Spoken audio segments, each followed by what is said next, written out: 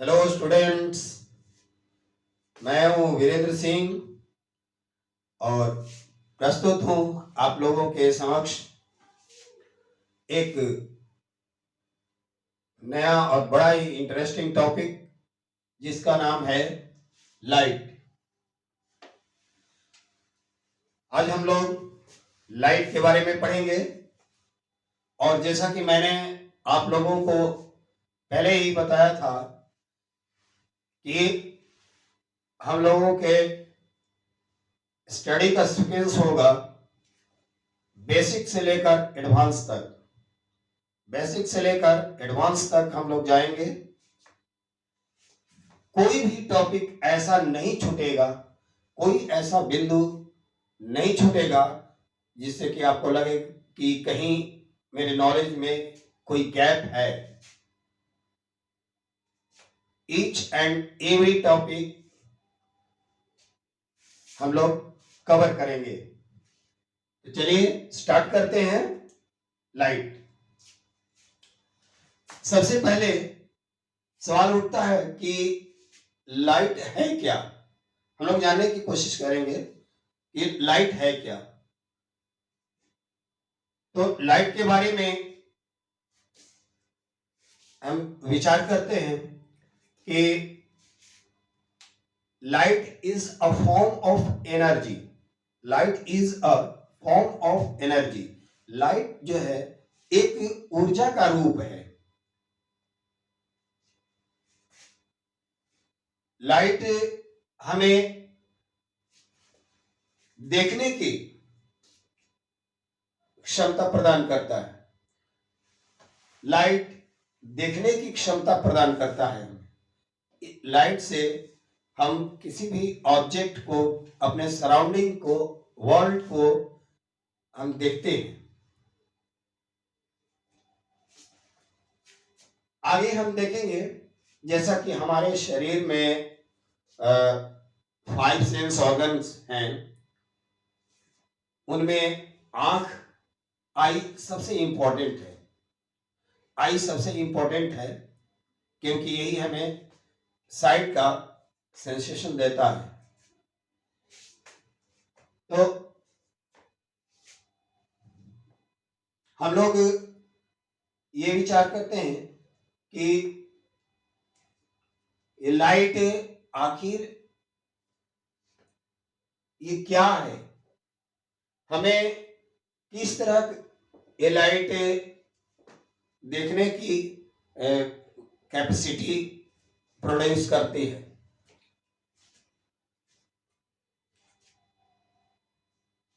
चलिए देखते हैं। पहला टॉपिक है, हमने बोर्ड पर ऑलरेडी पॉइंट्स राइट डाउन कर दिया है। हम लोग कहीं इधर उधर नहीं भटकेंगे और इन पॉइंट्स के थ्रू चीजों को क्लियर करेंगे। पहला पॉइंट है what is light. Second one is visibility of an object. Number 3 luminous and non-luminous bodies. Number 4 nature of light. Nature of light is जैसे कि light travels in a straight line, light travel in vacuum also, and intensity of light. अगला topic होगा reflection of light. Light का सबसे important ये nature है, reflection of light और laws of reflection. जैसे जैसे हम अगली कक्षा में बढ़ते जाएंगे, आगे क्लासेस में, अब हमारा जो सब्जेक्ट होगा लाइट, ये काफी ब्रॉड होता जाएगा और लॉज ऑफ रिफ्लेक्शन पढ़ेंगे। फिर reflection from plane surface, regular and irregular reflection, इन्हीं सब टॉपिक को हम लोग कवर करने वाले हैं। जैसा कि लाइट में आपने देखा कि लाइट क्या है। लाइट जो है, लाइट है is a form of energy. यह ऊर्जा का एक रूप है। इससे लाइट के थ्रू हम अपने सराउंडिंग के किसी भी ऑब्जेक्ट को, किसी वस्तु को हम देख सकते हैं, चाहे हमारे कमरे में, रूम में चेयर हो, टेबल हो, टीवी हो, फैन हो, सराउंडिंग में बर्ड्स हो और ट्रीज हो, माउंटेन हो, रिवर हो, एनीथिंग, कोई भी ऑब्जेक्ट हो, उसे हम लाइट के थ्रू ही देखते हैं। एक सवाल उठता है कि क्या हम लाइट से ही देख पाते हैं? हमारी आंख किसी ऑब्जेक्ट को देखने के लिए केवल लाइट होना ही पर्याप्त है, इनफ है? हम पाते हैं कि नहीं। कोई भी ऑब्जेक्ट हमें कैसे दिखाई पड़ती है? विजिबिलिटी ऑफ एन ऑब्जेक्ट, हम सेकंड टॉपिक पर विचार करेंगे। विजिबिलिटी ऑफ एन ऑब्जेक्ट, कोई ऑब्जेक्ट कैसे दिखाई पड़ती है? अगर केवल आंख से हम देखते किसी ऑब्जेक्ट को, तो रात में भी हमें वस्तु दिखाई पड़ती है। जैसे रात के टाइम में अपने विंडोज को से बाहर अगर देखते हैं तो हमें कुछ नहीं दिखाई पड़ता है। इसका मतलब कि केवल आंख का होना किसी वस्तु को देखने के लिए पर्याप्त नहीं है। तो फिर क्या चाहिए? लाइट चाहिए, लाइट का होना जरूरी है। फिर हमारे पास सवाल उठता है कि क्या लाइट भी है, हम आंख से देख भी रहे हैं और लाइट भी है कमरे में, तो क्या सारी चीजें, सारे ऑब्जेक्ट्स दिखते हैं? ऐसा भी नहीं है। एक और इंपॉर्टेंट कंडीशन अभी शेष है कि मान लीजिए जहां आप खड़े हैं उसके पीछे, कमरे में आप खड़े हैं, उसके पीछे या दाएं बाएं की वस्तुएं हमें दिखाई नहीं पड़ती हैं। इसका क्या कारण है?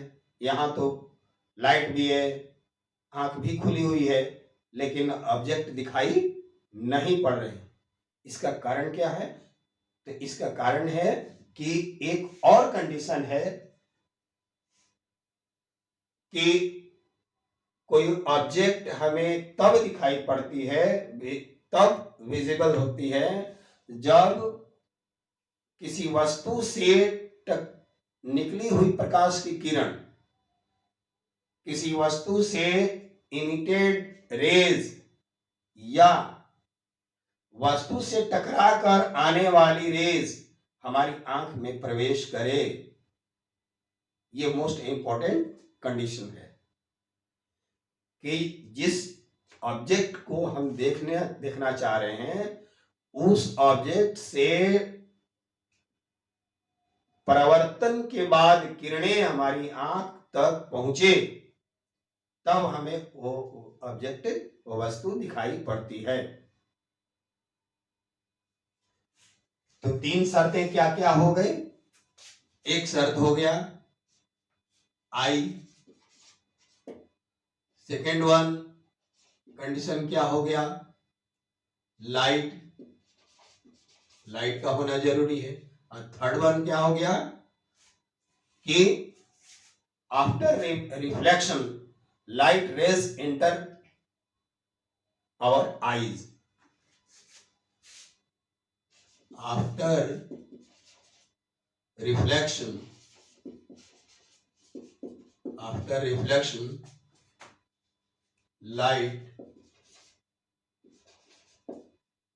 light rays enter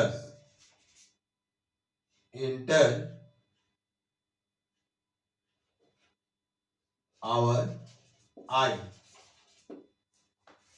ये तीन कंडीशन है। ये तीन कंडीशन रहने पर कोई ऑब्जेक्ट हमें दिखाई पड़ेगी। पहला तो आंख खुली हो, आंख जरूरी है किसी वस्तु को देखने के लिए, आखिर देखेंगे कैसे। दूसरी है लाइट, लाइट का होना जरूरी है। और थर्ड वन है after reflection light rays enters into our eyes, enters our eyes, हमारे आंखों में वो रिफ्लेक्शन के बाद, परावर्तन के बाद वो किरण आंख में पहुंचनी चाहिए। अब तब यहां बात उठती है कि कैसे लाइट रेज आती है ऑब्जेक्ट से। इस आधार पर हम ऑब्जेक्ट को दो कैटेगरी में डिवाइड करते हैं। ऑब्जेक्ट को, किसी भी बॉडी को दो कैटेगरी में डिवाइड करते हैं। एक कैटेगरी हो गया आपको, एक कैटेगरी हो गया लुमिनस,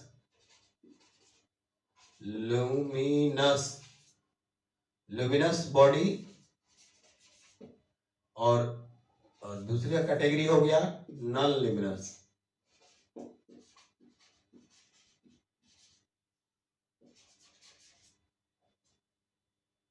नॉन लुमिनस बॉडीज, जैसा कि हम लोगों ने यहां ऑलरेडी तीसरे पॉइंट में लिखा है luminous and non luminous body, इसलिए इसको अलग से लिखने की आवश्यकता नहीं है। यहां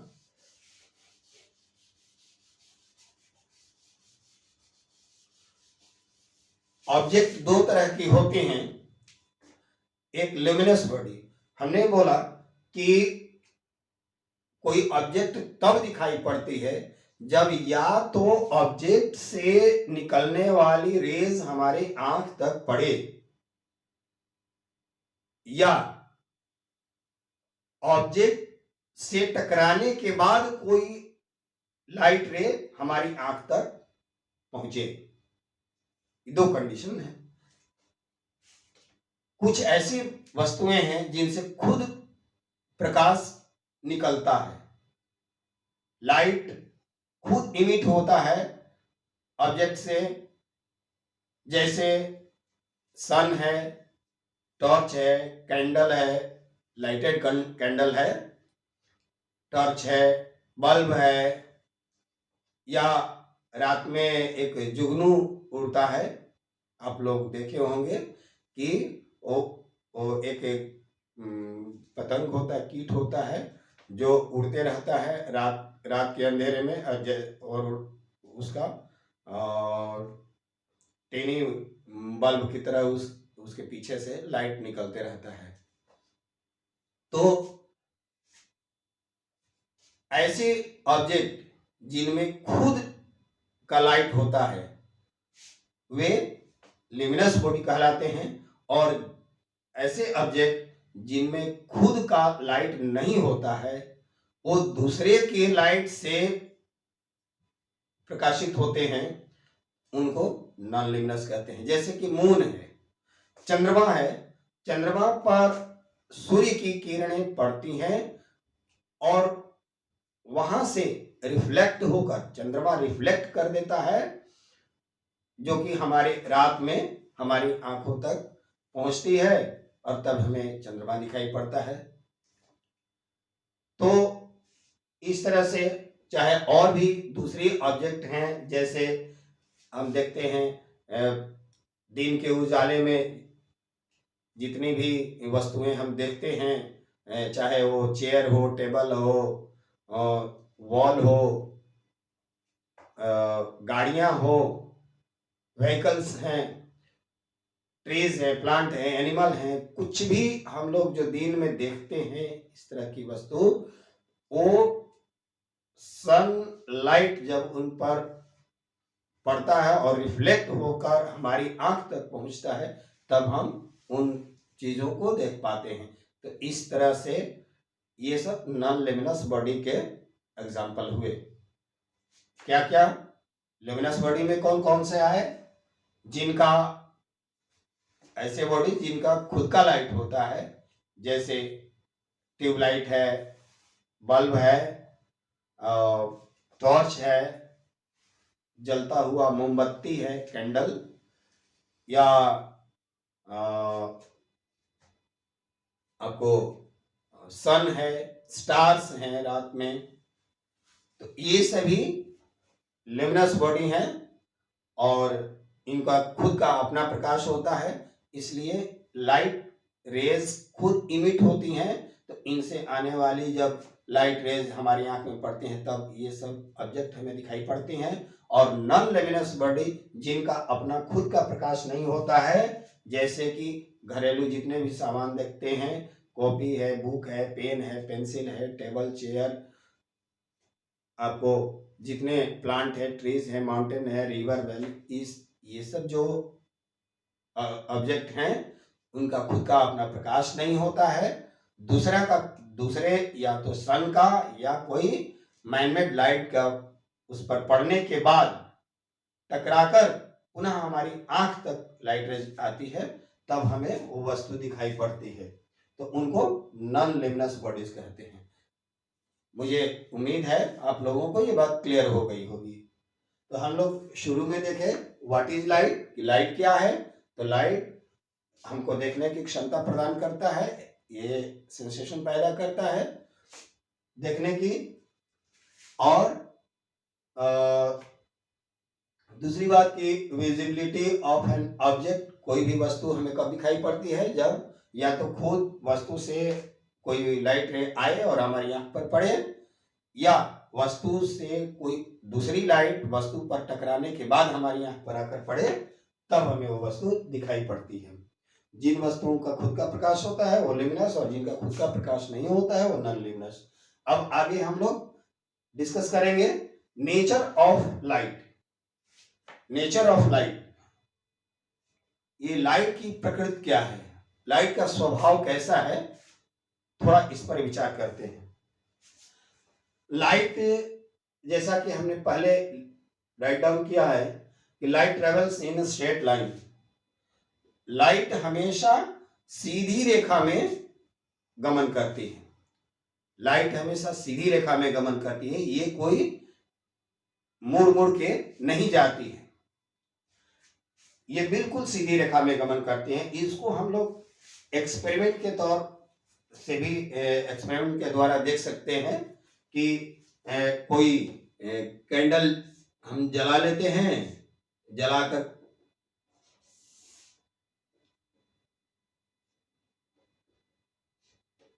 मान लीजिए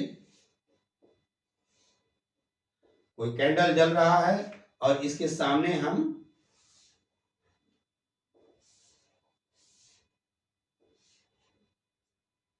तीन कार्डबोर्ड रख देते हैं,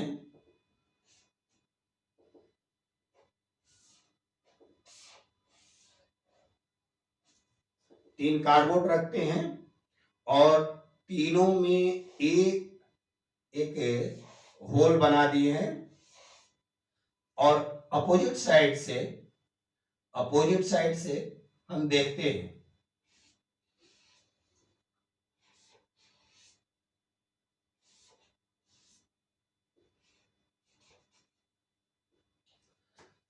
अपोजिट साइड से हम देख रहे हैं, जब ये एक सीध में रहेगी तब हमें वो कैंडल दिखाई देगी। अगर हम किसी गत्ते को, किसी कार्डबोर्ड को आगे पीछे अगल बगल अगर खिसका देते हैं तो ये क्या होता है कि हम इधर से देख नहीं पाते हैं, तब हमें ये कैंडल दिखाई नहीं पड़ेगी।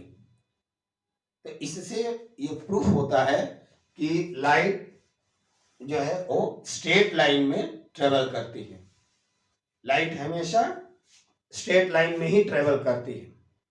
कहीं अगर बाहर चलते हैं धूप में तो वहां एक शैडो बनता है, ये भी बताता है, शायद प्रूफ करता है कि लाइट स्ट्रेट लाइन में ही ट्रेवल करती है। तो ये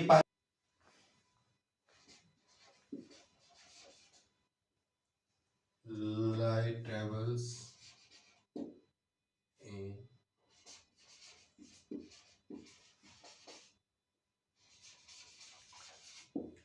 हाँ तो बच्चों अभी हम लोगों ने डिस्कस किया light travels in straight line. Light हमेशा सीधी रेखा में गमन करती है, सीधी रेखा में जाती है, पास करती है। अब सेकेंड उसका प्रॉपर्टी देखते हैं। सेकेंड प्रॉपर्टी है light travels in vacuum also. ये बड़ा ही इंपॉर्टेंट बात है। लाइट ऐसा हम लोग पहले साउंड के केस में जब पढ़े हैं साउंड के बारे में कि ध्वनि वैक्यूम में ट्रेवल नहीं करती है, उसको ट्रेवल करने के लिए मीडियम की आवश्यकता पड़ती है। साउंड को ट्रेवल करने के लिए एक स्थान से दूसरे स्थान तक जाने के लिए उसको मीडियम की आवश्यकता पड़ती है, कोई ना कोई मीडियम होना चाहिए। लेकिन लाइट जो है वो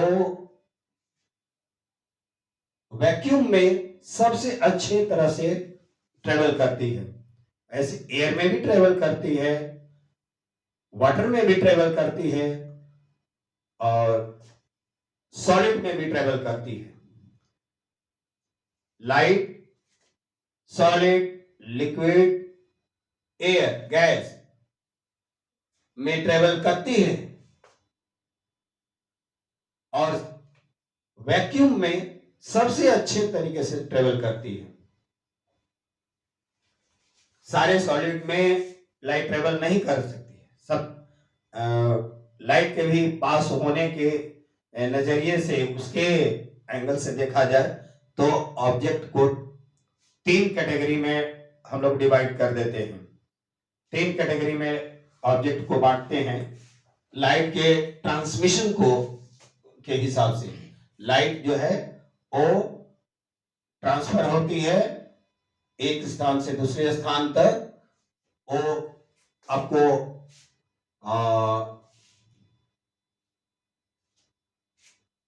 लाइट ट्रेवल करती है आपको, जैसे कि सॉलिड में भी, लिक्विड में भी और गैस में भी और वैक्यूम में। वैक्यूम में ये चारों जगह ट्रेवल करती है। सॉलिड में, सारे सॉलिड में लाइट ट्रेवल नहीं करती है, ये आपको सावधानी रखनी है, ध्यान देना जो बात है कि सॉलिड में लाइट ट्रेवल करती है। कुछ सॉलिड में करती हैं, कुछ सॉलिड जो होते हैं ऑब्जेक्ट वो अलाउ करते हैं लाइट को पास थ्रू होने के लिए, अपने से पास होने के लिए, और कुछ कंपैरेटिवली कम करते हैं और कुछ तो बिल्कुल नहीं करते हैं। इस तरह से इनको सॉलिड को तीन कैटेगरी में बांटा गया। ऑब्जेक्ट को एक को कहते हैं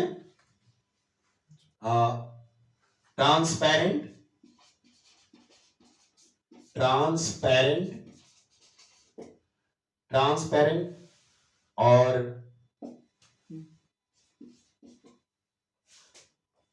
हमने अभी देखा कि ऑब्जेक्ट को लाइट के ट्रांसमिशन के हिसाब से तीन कैटेगरी में बांटा गया है। फर्स्ट वन इज ट्रांसपेरेंट, ऐसे ऑब्जेक्ट जो अपने से होकर लाइट को पास होने देते हैं,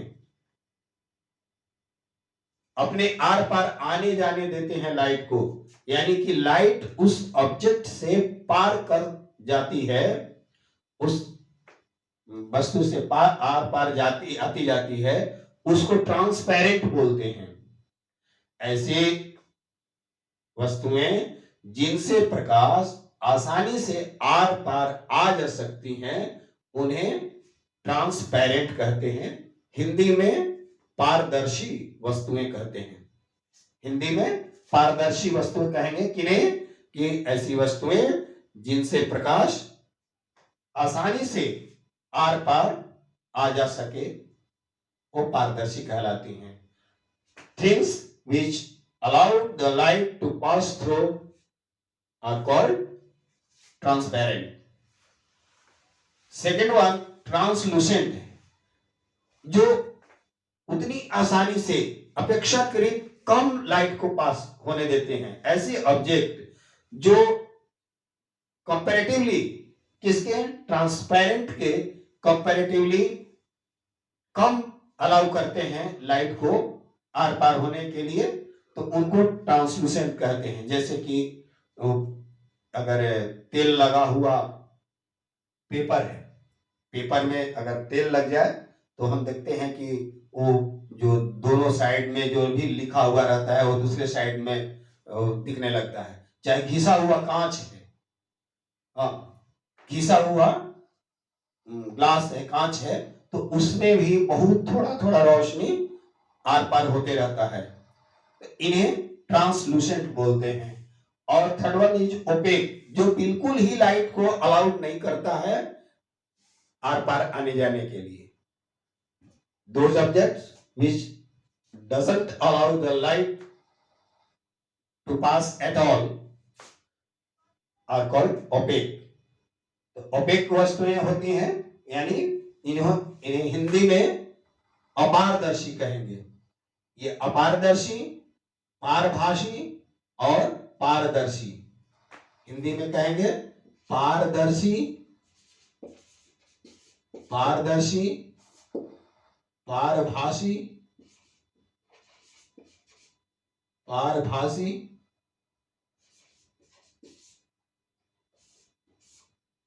और अपारदर्शी, अपारदर्शी। इस तरह से तीन तरह के वस्तुएं हो गई। लाइट के ट्रांसमिशन के हिसाब से कि कौन से ऑब्जेक्ट लाइट को ट्रांसमिट करते हैं, आर पार आने जाने देते हैं। तो ये हम सेकेंड नेचर देख रहे थे कि light travels in vacuum also. तो ये तीन, ये तो सॉलिड का बताया। लिक्विड, लिक्विड में भी जैसे अगर फ्रेश वाटर है उसमें भी लाइट इजीली हम देखते हैं कि नदी का शांत जल हो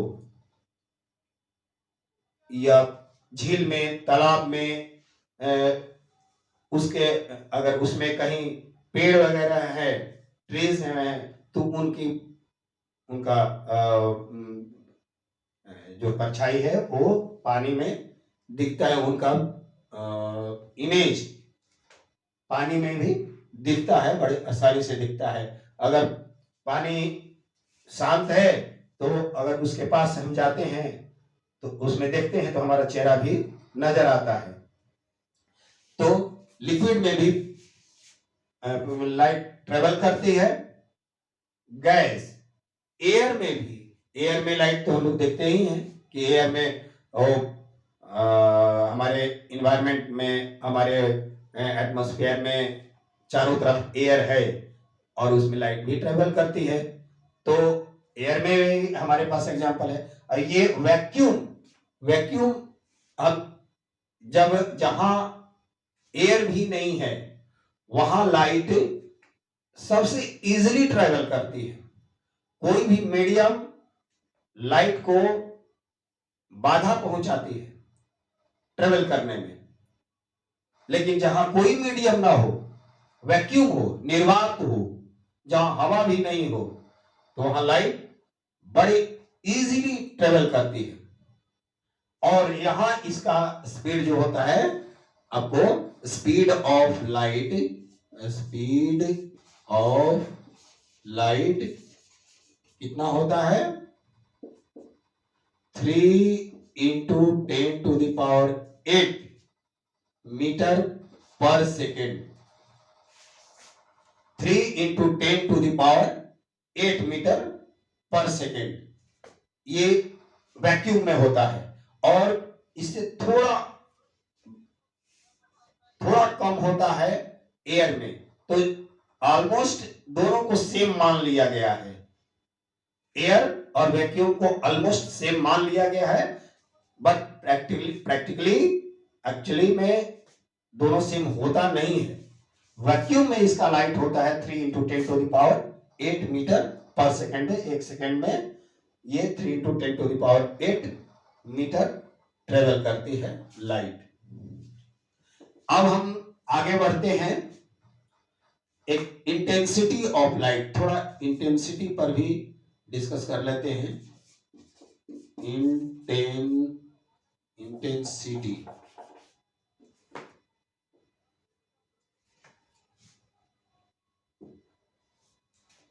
इंटेंसिटी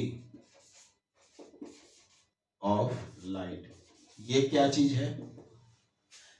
हम अक्सर देखते हैं, बहुत मामूली बात है, आप बहुत अच्छे से इसको समझते हैं, बस केवल हमने एक टॉपिक दे दिया है, एक हेडिंग दे दिया है, आप समझते हैं इसको अच्छे से। कोई ऑब्जेक्ट है जहां से, या कहें कोई लाइट सोर्स है, वहां से लाइट इमिट हो रही है, निकल रही है, और जितना लाइट सोर्स दूर होगा उसकी रोशनी हम तक उतनी ही कम पहुंचती है, और लाइट सोर्स के हम नजदीक जाते हैं तो हमको रोशनी उतनी ही अधिक फील होती है। ये तो आप लोगों ने महसूस किया है। अगर हम बल्ब के आगे पढ़ाई कर रहे हो, स्टडी कर रहे हो, तो हम देखते हैं कि लाइट के नजदीक रहकर पढ़ने से बड़ा इजीली हमें कोई बुक पढ़ लेते हैं, और जब दूर होती है लाइट तो वो हमें थोड़ी कठिनाई होती है अक्षर को देखने में।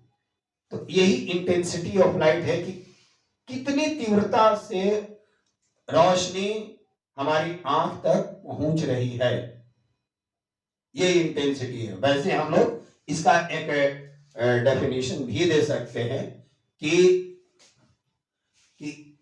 किसी लाइट सोर्स से, मान लीजिए कि एक यहां हम कैंडल जला रहे हैं,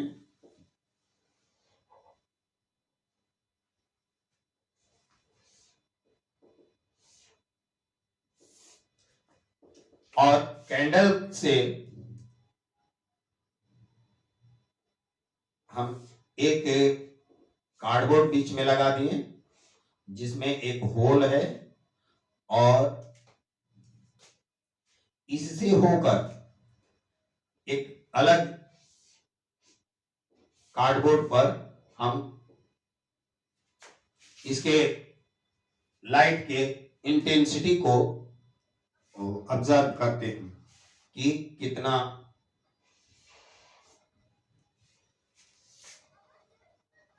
हम देखते हैं कि प्रति सेकेंड इकाई दूरी ट्रेवल करने में प्रकाश की कितनी तीव्रता, कितना अमाउंट हमारे स्क्रीन पर ऑब्जर्व हो रहा है, प्राप्त हो रहा है, वही उसकी इंटेंसिटी कहलाता है।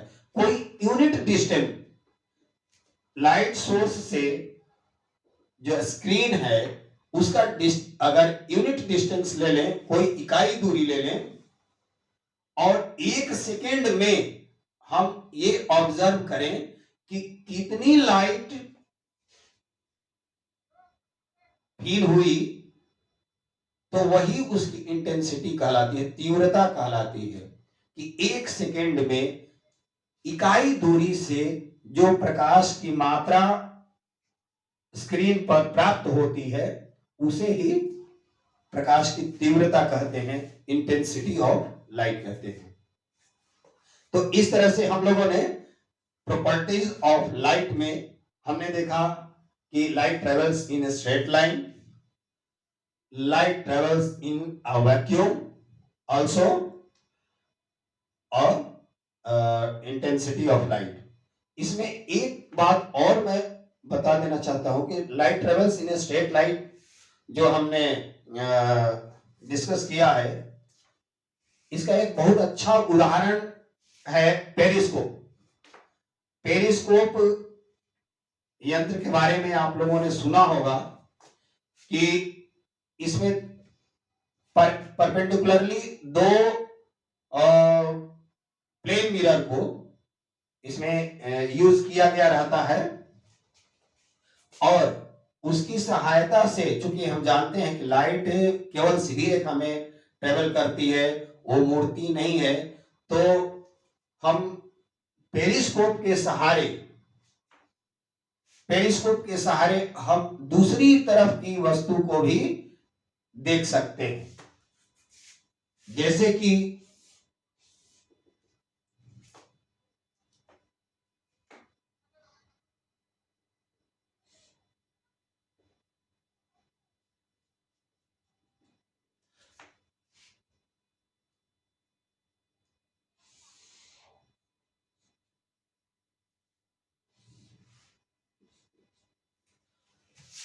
लाइट रे इधर से, जब यहां एक मिरर लगा होता है, प्लेन मिरर, उससे टकराने के बाद वो इस डायरेक्शन में मुड़ जाती है। तो इस तरह से इधर जो चीज होगी वस्तु, वो भी हमें दिखाई पड़ जाएगी। इसलिए पेरिस्कोप का इस्तेमाल अक्सर देखते हैं कि नेवी वगैरह में होता है, या फिर जो सोल्जर्स होते हैं वो आपको बंकर्स में जो छिपे रहते हैं और बाहर की चीजों को देखना होता है, तो वो पेरिस्कोप का यूज करते हैं। और एक है कैलिडोस्कोप के बारे में हम लोग थोड़ा आगे डिस्कस करेंगे। कैलिडोस्कोप के बारे में हाँ, तो स्टूडेंट्स, अभी तक हम लोगों ने क्या क्या पढ़ा, एक बार फिर से रिकैप कर लेते हैं, देख लेते हैं कि हमने क्या पढ़ा उसको। सबसे पहले हम लोगों ने देखा कि लाइट क्या है, फिर वस्तुएं हमें कैसे दिखाई पड़ती हैं। उसके बाद हम लोगों ने देखा कि वस्तुओं को कितने कैटेगरी में डिवाइड किया गया है, ल्यूमिनस एंड नॉन ल्यूमिनस। तो और उसके बाद नेचर ऑफ लाइट का नेचर क्या है, प्रॉपर्टीज क्या है। तो इन सब प्रॉपर्टीज का हम लोगों ने अभी डिस्कस किया। क्योंकि वीडियो थोड़ा लंबा हो जाएगा, इसलिए आज के लिए हम लोग इतना ही पर कंक्लूड करते हैं। और नेक्स्ट टॉपिक हमारा है रिफ्लेक्शन ऑफ लाइट। क्योंकि रिफ्लेक्शन एक बड़ा टॉपिक है और बहुत ही इंपॉर्टेंट है। यहां से ही सारे प्रश्न पूछे जाते हैं, जो कि आपको चाहे वो 7th क्लास हो या इससे एवं सारे क्लास में रिफ्लेक्शन बहुत ही महत्वपूर्ण है, बहुत ही इंपॉर्टेंट टॉपिक है। इसलिए उसको मैं चाहता हूं कि फ्रेश होकर उसको पूरी एक क्लास में रिफ्लेक्शन आप लोगों को बताऊं, और आपको जो भी उससे रिलेटेड क्वेश्चन बन सकते हैं आप लोग आपके सामने क्लियर करूंगा। तब तक के लिए तो आपने देखा कि हम लोगों ने लगभग सारे पॉइंट्स को जो भी बेसिक में होने थे उनको डिस्कस किया। कोई पॉइंट ऐसे तो छूटने नहीं पाया है। आगे बहुत ही इंपॉर्टेंट टॉपिक है रिफ्लेक्शन, जिसको हम लोग नेक्स्ट क्लास में करेंगे। और उस क्लास में 7th, 8th, 9th, 10th, 11th, 12th, इवन जेईई मेंस या एडवांस के भी विद्यार्थी उसको देखेंगे। ये बहुत ही इंपॉर्टेंट होगा। रिफ्लेक्शन बहुत ही इंपॉर्टेंट टॉपिक है, उसमें सब हर लेवल के क्वेश्चन को हम लोग डिस्कस करेंगे। तब तक के लिए आप लोग वीडियो देखते रहिए और अपना कमेंट मुझे जरूर दीजिए कि आपको कैसा लगा। आपको आपकी जो भी प्रतिक्रिया होगी, जो भी कमेंट होगा, उसके अनुसार मैं आगे उसमें रिफॉर्म करूंगा। तब तक के लिए धन्यवाद। बाय।